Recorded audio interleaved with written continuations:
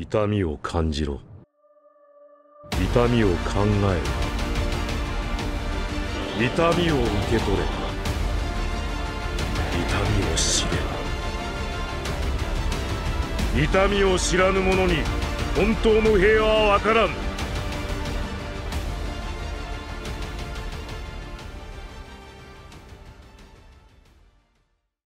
Wesh, canne à pêche, ça se proce et aujourd'hui au programme, on repart sur un sujet ultra hors série mais qui fait appel à notre créativité sans limite. Et on va pas se le cacher, j'adore faire ce genre de vidéo, on peut tous participer. Bref, dans Naruto, l'un des premiers concepts qu'on nous a explicité est le travail d'équipe. Le travail d'équipe est une collaboration entre plusieurs personnes qui travaillent pour un objectif commun en partageant leurs compétences, leurs idées et leurs ressources pour atteindre un résultat optimal. Le fait de mettre en commun les différentes compétences permettrait d'obtenir un résultat allant au-delà d'une simple addition de compétences. On ne calculerait donc pas la puissance du groupe en additionnant le niveau global des deux ninjas. Par exemple, le databook précise que lorsque Tsunade, Jiraiya et Orochimaru travaillent ensemble, leur puissance est multipliée par 3. Et attention, cette déclaration ne signifie pas que la puissance du groupe est 3 fois celle d'un Sannin. Ça signifie que la puissance individuelle de Jiraiya est multipliée par 3 parce qu'en étant en équipe avec des ninjas capables de le couvrir et de sublimer ses compétences, il sera plus puissant. Et du coup, c'est pareil avec Orochimaru et Tsunade. Si les Sannin valent tous 200 en puissance individuelle et qu'ils affrontent un adversaire qui en vaut 1000, ils vont pas se faire battre parce que 200 x 3 en puissance globale est inférieur à 1000. Comme ils sont en équipe, le facteur travail d'équipe va booster leur capacité et on aurait du 1800 puissance globale du groupe. Donc même si individuellement ils sont en dessous, même si en additionnant leur puissance ils sont également en dessous, en travaillant en équipe, c'est totalement différent. Et du coup, on a un autre élément à prendre en compte, c'est l'harmonie des styles. Deux ninjas qui travaillent ensemble vont être meilleurs qu'en individuel dans la quasi-totalité des cas. Par contre, le niveau d'harmonie va faire fluctuer les résultats de cette collaboration. Par exemple, Neji et Tenten sont très adaptés pour travailler ensemble. Neji va s'occuper du corps à corps avec un style ultra rapide et précis. Pendant ce temps, Tenten va lancer ses kunai à distance pour handicaper l'adversaire et créer des ouvertures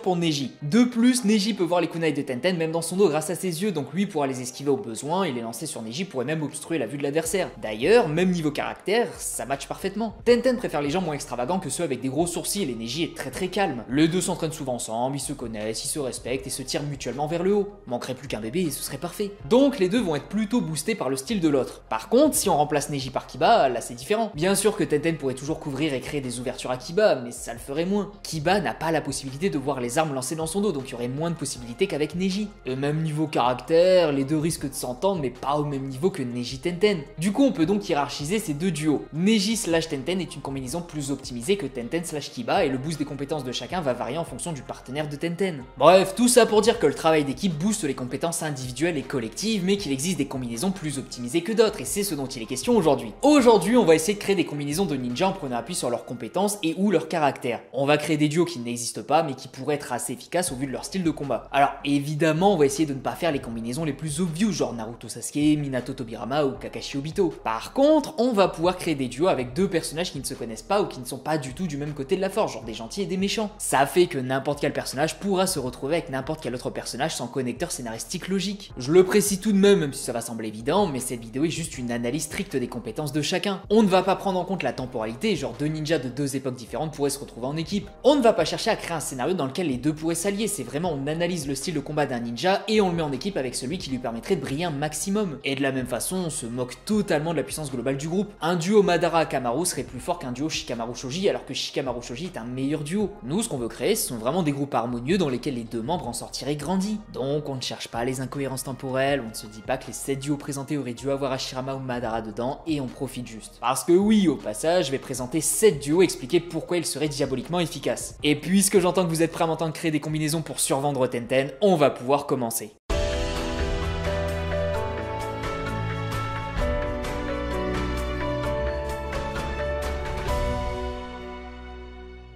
Alors, première combinaison que je trouve extrêmement intéressante, un duo d'assassins, Zabuza et Dan. Les deux possèdent un style assez furtif qui n'ont pas besoin d'attaquer beaucoup et qui ont la possibilité d'éliminer leur cible en une seule tentative. Zabuza a tendance à utiliser son camouflage dans la brume pour éliminer rapidement et efficacement sa cible. L'avantage c'est que les adversaires capables de gérer cette technique ne sont pas si nombreux vu que ça les prive de leur vue. Ils ne vont pas pouvoir voir les mouvements de Zabuza et ils vont devoir se contenter des autres sens qui peuvent ne pas être si développés que ça. J'imagine que les ninjas d'élite ont tous des sens un peu plus développés, mais est-ce que tous ces ninjas pourraient utiliser leur odorat ou leur ouïe pour suivre Zabuza comme le faisait Kakashi? J'en doute.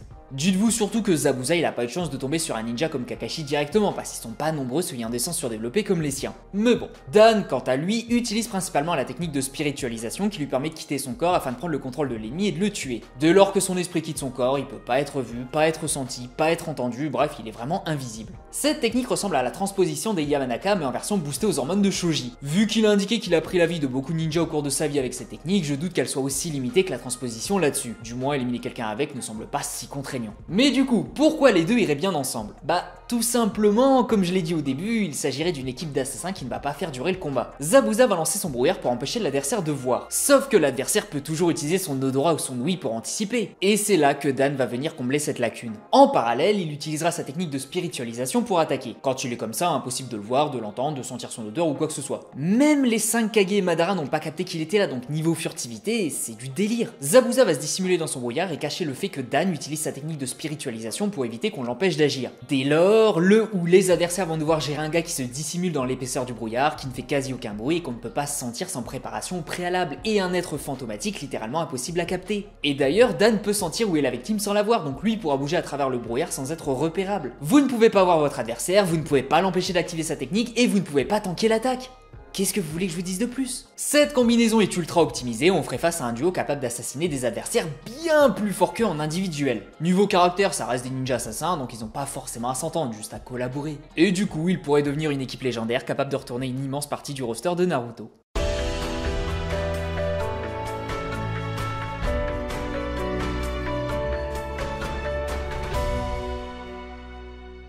Bon, pour celui-là, je suis parfaitement conscient que ça va un petit peu à l'encontre des règles que j'ai instaurées, vu que mettre deux épices de la brume dans la même équipe est un petit peu obvious. Mais faut reconnaître que ces deux-là ne sont pas du tout alliés de base et qui feraient une sacrée équipe s'ils décidaient de se battre ensemble. Suigetsu utilise Kubikiri Bocho, qui est vulgairement appelé l'épée de Zabuza. Cette espèce d'ultra espadon slash couteau de boucher lui permet d'exterminer ses adversaires vu sa taille et son poids sans forcément trop de résistance. Mais ce qui m'intéresse ici, c'est son autre capacité, la liquéfaction. La liquéfaction de Suigetsu lui permet de manipuler la quantité d'eau dans son corps afin de le transformer en eau. D'une part, c'est super pratique pour se défendre vu que ça annule une grande partie des attaques qui peuvent l'atteindre, mais surtout, vu qu'il peut se transformer en eau, il peut interagir avec cet élément afin de prendre l'avantage du terrain ou de la situation. Par exemple, quand il a dû retenir Hashibi, il a utilisé l'énorme point d'eau aux alentours pour créer une sorte de golem à queue. On va appeler ça un Susanoo. Je fais ce que je veux. Et à partir du moment où il peut utiliser l'eau sur le terrain à son avantage, le mettre en équipe avec Kisame devient clair comme de l'eau de roche. En effet, Kisame peut créer des suitones d'une sacrée envergure, genre un raz-de-marée dans un désert avec seulement un clone composé à 30% de son chakra et sans aucun problème. Dès lors que les suitones de Kisame seront lancées, Suigetsu pourra en profiter pour recréer un Susanoo. Mais surtout, imaginez une situation où Kisame utilise sa grande bulle d'eau. De base, cette technique est difficile à utiliser en groupe vu que la portée de l'attaque est colossale. Un allié de Kisame se prendrait aussi la technique et il faudrait réussir à le faire sortir, mais dans ce cas-là, ça casserait le côté travail d'équipe. Si Kisame l'utilise, il y aurait plus de possibilité de se battre en duo, du moins le temps que cette technique est utilisée. Mais dans le cas de Suigetsu, c'est différent. Suigetsu pourrait tout simplement se mouvoir dans cette bulle d'eau sans aucune pression grâce à la faculté naturelle de son corps. Du coup, non seulement il ne subirait pas le manque d'oxygène comme l'ennemi en face, mais il pourrait se déplacer au moins aussi vite, si ce n'est même encore plus vite qu'avant. Et d'ailleurs, ça lui assurerait une endurance presque illimitée. Parce que la technique de liquéfaction de Suigetsu ne semble pas consommer tant de chakra que ça, mais ça nécessite de s'hydrater régulièrement pour contrôler la quantité d'eau dans son corps. En étant immergé dans ce type de technique, je pense que son niveau d'hydratation pourrait être plus facilement contrôlé. Du coup, même si Kisame est un ninja qui est beaucoup plus adapté pour le combat en solo vu la portée colossale de ses attaques, Suigetsu peut être un partenaire de choix. Non seulement ce sont tous les deux des épéistes de la brume, donc il va y avoir une certaine harmonie dans le style de combat au corps à corps, mais Suigetsu pourrait tirer avantage des attaques de Kisame, chose qui n'est pas possible pour la quasi-intégralité du roster. Et niveau caractère, on aura l'effet un petit peu grand frère petit frère. Alors pas dans le sens où les deux vont s'apprécier au point de parler de relations fraternelles, genre Naruto Sasuke, mais Suigetsu risque de progresser pour surpasser Kisame et lui voler son épée, là où Kisame est relativement bon vivant. C'était le seul à apprécier les gamineries de Toby et il est étrangement chill en dehors des missions sérieuses, donc je suis presque sûr que la compagnie de Suigetsu ne lui posera pas tant de problèmes que ça. Et j'imagine que les petites altercations risquent de les faire progresser tous les deux, donc l'un dans l'autre, ils feraient une bonne équipe selon moi. Et du coup, ce serait une équipe d'épéistes de la brume, mais le style épéiste ne serait que le préambule de leur véritable force, les suitones combinés. Je suis sûr que vous étiez pas prêts à entendre ça.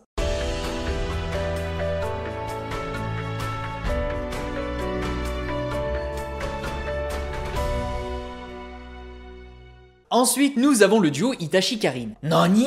Alors oui, je sais que la plupart d'entre vous voient ce que je veux dire, mais c'est peut-être un petit peu exagéré pour les mettre ensemble. Et pourtant, je trouve que cette équipe serait extrêmement pertinente et plutôt efficace sur pas mal de points. Itachi sait à peu près tout faire et il est compétent dans la quasi-intégralité des domaines. Il peut se battre au corps à corps, à distance, céder son adversaire, le contrôler, c'est l'un des plus intelligents de la série, il est ultra polyvalent, il s'adapte rapidement, bref, je pourrais continuer pendant des heures. Itachi possède des capacités qui le distinguent de la majorité des ninjas de l'œuvre, mais il possède également de gros défauts. Son endurance est très limitée par rapport au coup en chakra que lui demande ses techniques, ça fait qu'il ne peut pas se battre très longtemps à un très haut niveau. Et selon ses propres dires, ce n'est pas un ninja sensoriel, donc il est limité à ce que ses sens peuvent percevoir. Par exemple, il serait dans une situation de désavantage s'il se retrouve dans le camouflage de la brume de Zabuza. Les Uchiwa se concentrent majoritairement sur leur perception visuelle, mais dès lors qu'on le leur retire, genre en se cachant, en étant dans l'angle mort ou autre, ils sont désavantagés. Et bien Karin va venir combler ces deux lacunes via son style de ninja. Karin a la capacité de soigner un allié et lui restituer son chakra juste en se faisant mordre. Vu sa réserve de chakra d'Uzumaki, elle peut clairement rendre plusieurs fois l'intégralité du chakra d'Itachi. Pour vous dire, elle a été capable de redonner suffisamment de chakra à Tsunade pour qu'elle puisse retourner au combat après avoir été complètement vidée. Et Tsunade est une descendante de Senju et d'Uzumaki. Donc je suis presque sûr que le chakra contenu dans son petit orteil serait suffisant pour remplir entièrement les réserves d'Itachi.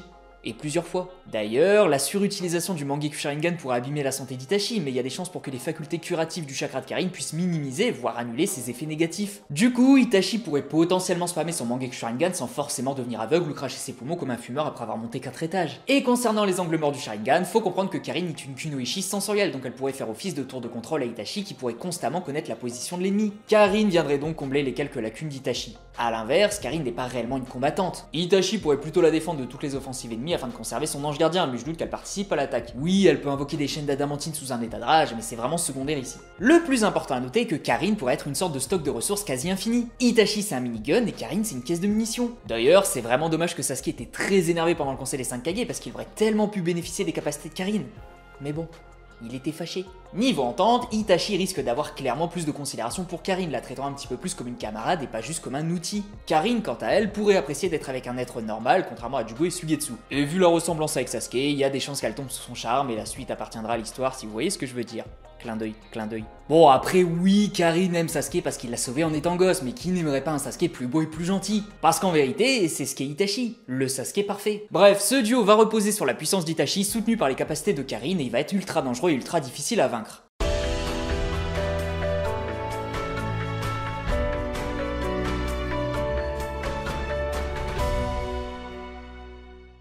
Alors, celui-là va être un petit peu rigolo. Gaara et Deidara sont deux ninjas qui font partie de camps opposés. Gaara est le leader d'un village du bon côté de la force, tandis que Deidara est l'un des renégats du côté obscur. Ils se sont même affrontés par le passé, donc ça semble assez évident qu'en temps normal, rien ne pourrait les faire s'allier. Et pourtant, je pense qu'ils auraient pu former un duo extraordinaire au vu des similitudes et de la complémentarité de leur style de combat. Deidara se bat en utilisant des bombes d'argile à distance. Il utilise des oiseaux pour voler, spammer ses adversaires de bombes à distance et ne pas se prendre de coups vu que c'est galère de gérer une cible volante. Gaara, quant à lui, se bat également à moyenne et longue distance avec son sable. Il peut utiliser son sable pour créer des formes, genre des mains, qui pourraient l'aider face à différentes situations. Mais surtout, il a une particularité très intéressante, c'est que le sable le protège de manière inconsciente. Maintenant, comment les deux styles peuvent être combinés? Durant l'affrontement Deidara-Sasuke, on a vu Tobi placer des mines sous terre. Gaara peut justement broyer des minéraux sous terre pour créer du sable, donc lui faire placer des mines sous terre via son sable peut être une stratégie intéressante. Le sol serait piégé et le ciel serait contrôlé par Deidara qui pourrait continuer de le spammer à distance. Et là, Gaara pourrait choisir sa position. Soit il vole grâce à son nuage de sable pour éviter les explosions, soit il reste au sol. Sauf que contrairement à son adversaire, Gaara possède son sable pour se protéger des explosions. Exactement comme Kisame, Deidara n'est pas très adapté pour travailler en groupe de base vu que ses explosions peuvent blesser ses partenaires. Sauf que Gaara, lui, n'aurait pas ce problème. Du coup, Deidara pourrait ne pas se limiter et balancer tout ce qu'il a sans risque de blesser Gaara. Et vu la polyvalence du sable de Gaara, on pourrait imaginer 1001 stratégies. Par exemple, Gaara dissimule des bombes de Deidara dans son sable et dès qu'il attrape son adversaire, il le fait sauter. Il pourrait se positionner avec Deidara pour assurer sa défense pendant que lui s'occupe de l'attaque à distance. Ou simplement, Deidara pourrait lancer sa bombe C3 capable de raser un village et Gaara pourrait se défendre via son sable, ce qui laisserait l'adversaire comme seule victime. On peut même imaginer que Gaara utilise un raz-de-marée de sable pour le retenir ou le tuer en parallèle. Les possibilités entre ces deux-là sont infinies. Le seul domaine où ça risque de pêcher un petit peu, c'est l'entente, mais c'est surtout dû au fait que Gaara et Deidara fassent partie de deux camps opposés. Admettons que Deidara décide de se repentir et part au village qu'il a voulu détruire autrefois. Gaara comprendrait mieux que personne le besoin de rédemption, tout ça, donc disons qu'ils fassent partie du même camp. À ce moment-là, le caractère de Gaara est un caractère un petit peu facilitateur dans le sens où il va accepter l'extravagance. Je suis intimement persuadé que par simple courtoisie, Gaara va s'intéresser à lui, il va s'intéresser à son art. Et en quelque sorte, on peut se dire que le sable peut faire office d'œuvre d'art. Sasori et Deidara, même s'ils s'entendaient pas, se respectaient un minimum malgré les divergences d'opinion. Du débat naît la créativité, donc je pense que dans la quête de recherche de l'art ultime, la présence de Gaara pourrait être bénéfique pour Deidara. Bref, outre la relation tout feu tout flamme qu'il pourra entretenir, ou plutôt tout feu tout sable, ce duo risque d'être assez solide et je pense que l'un va sublimer le style de l'autre.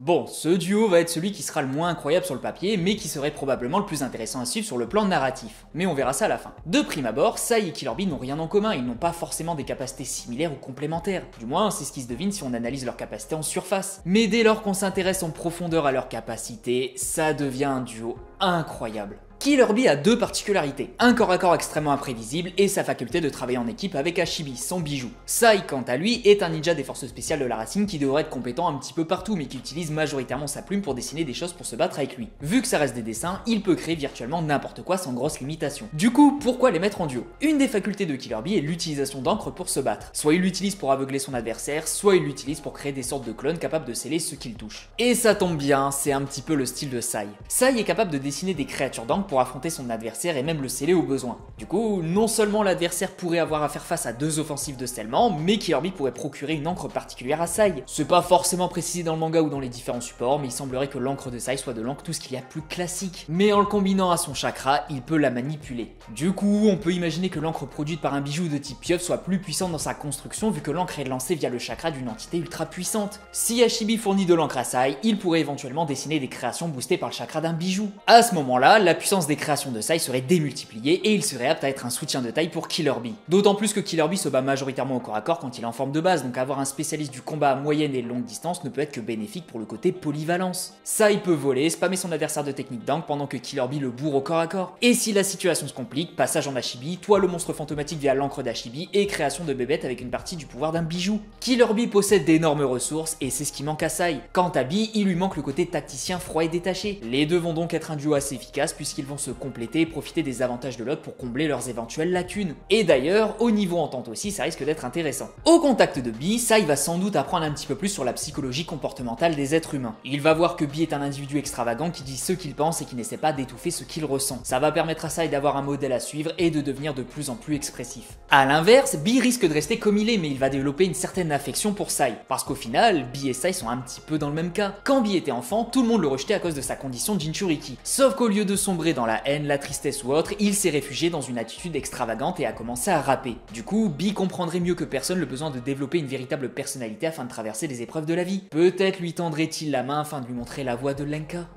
Ce serait beau. Et dans tous les cas, leur style de combat s'adapterait plutôt bien ensemble, donc au minimum, ça ferait un duo vraiment intéressant du point de vue des compétences, mais j'avoue que j'apprécie également ce côté relationnel.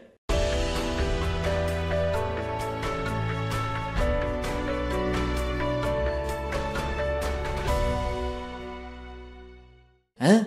Gouren? Le personnage hors série? Le personnage qui n'est pas canon? Mais pour qui te prends-tu, Aspros? Bon, en vérité, celui-là j'ai dû placer juste parce que je trouvais ce duo ultra badass. Et un petit peu parce que la personne qui s'occupe de mes miniatures m'a un petit peu forcé. Aku fait partie de mes personnages préférés dans Oji Naruto et je me devais de le sublimer avec un partenaire qui pourrait coller à son style de combat. Et je pense que beaucoup considèrent Gouren comme étant le personnage non canon le plus stylé de Shippuden. Mais bref, pourquoi? Comment? De quelle façon? Tout simplement, les styles de combat de Gouren et d'Akuna Matata sont assez similaires dans le sens où ils créent un élément solide de type construction. Mais on va creuser un petit peu l'explication. Sur le plan scientifique, à une échelle moléculaire, la glace et les cristaux partagent des caractéristiques similaires dans le sens où ils ont une structure atomique ordonnée. Dans le cas de la glace, les molécules d'eau sont arrangées dans un motif cristallin hexagonal régulier à basse température. De même, dans les cristaux, les atomes, ions ou molécules sont disposés dans des motifs réguliers et périodiques qui se répètent dans 3 dimensions de l'espace. Cette structure ordonnée confère à la glace et aux cristaux des propriétés telles que la clarté optique, la réflexion de la lumière et la formation de facettes cristallines distinctes. Grosso merdo, la glace que peut créer Aku et les cristaux de Gouren ont une composition pas si éloignée que ça. Et au vu de cette relative similitude, on pourrait imaginer que l'un puisse renforcer l'autre et inversement. Du moins, dans un manga comme Naruto où on peut créer des combinaisons d'éléments pour créer un nouvel élément, ça ne semble pas si tiré par les cheveux de Saitama.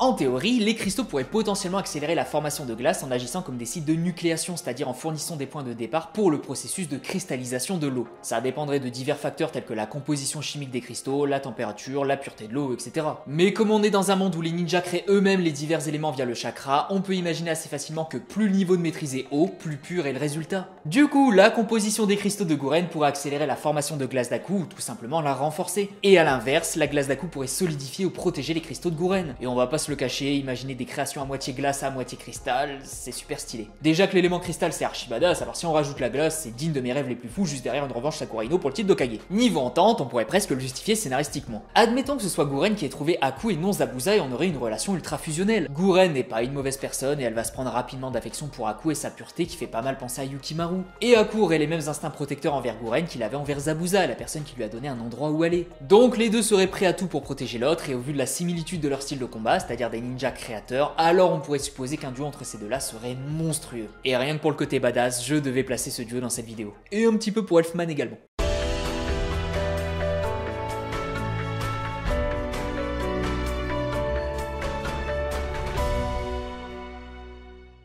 Et enfin, pour conclure, un duo composé d'un ninja légendaire, aussi craint que respecté, un être si puissant et clairvoyant que l'intégralité du scénario a tourné autour de lui.